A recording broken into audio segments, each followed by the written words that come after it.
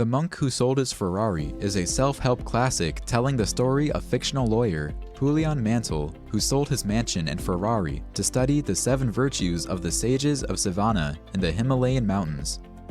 I've always wondered what this book is about. The title is catchy, and I love Ferraris. Do you want one? I want one. Maybe that means this book is for you and me. Because Julian Mantle, the fictional 7-figure-making lawyer this story is about, had one, and he was unhappy, so he sold it. It turns out, he didn't need his Ferrari. He needed wisdom. So after he collapsed from all the stress with a heart attack, he sold everything and ventured into the Himalayan mountains. There, he found the Sages of Sivana, which taught him 7 virtues, making him promise he'd pass on their teachings. Flowing through the quill of Robert Sharma, who published The Monk Who Sold His Ferrari in 1997, Julian did pass on what he learned. Over 6 million people have picked up his lessons. Today, I'd like to share 3 of them with you.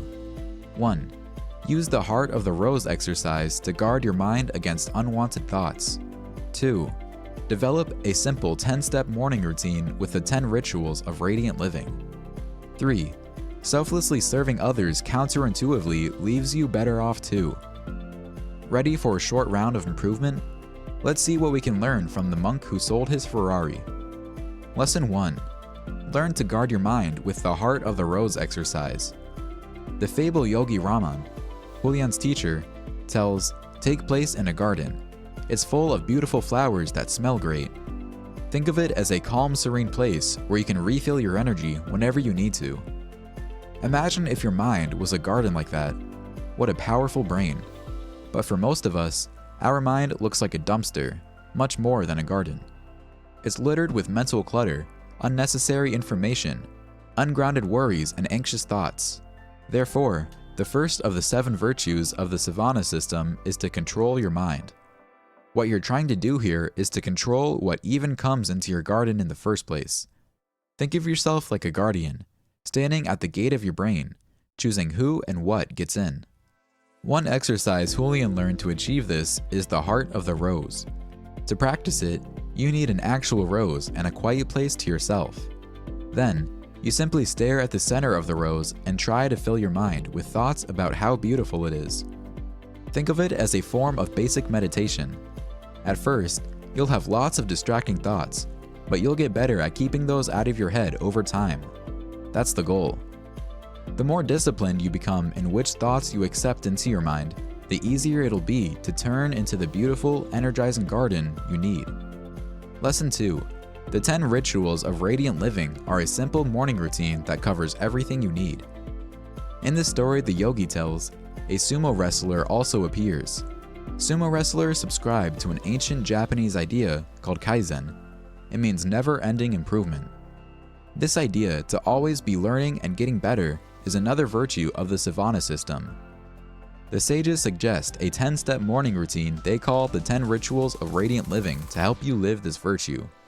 1. The ritual of early awakening. 6 hours of sleep and seeing the sunrise. Of course, you have to figure out how much you need yourself, but this is what they suggest. 2. The ritual of solitude. Always make a few minutes to practice silence after waking up. 3.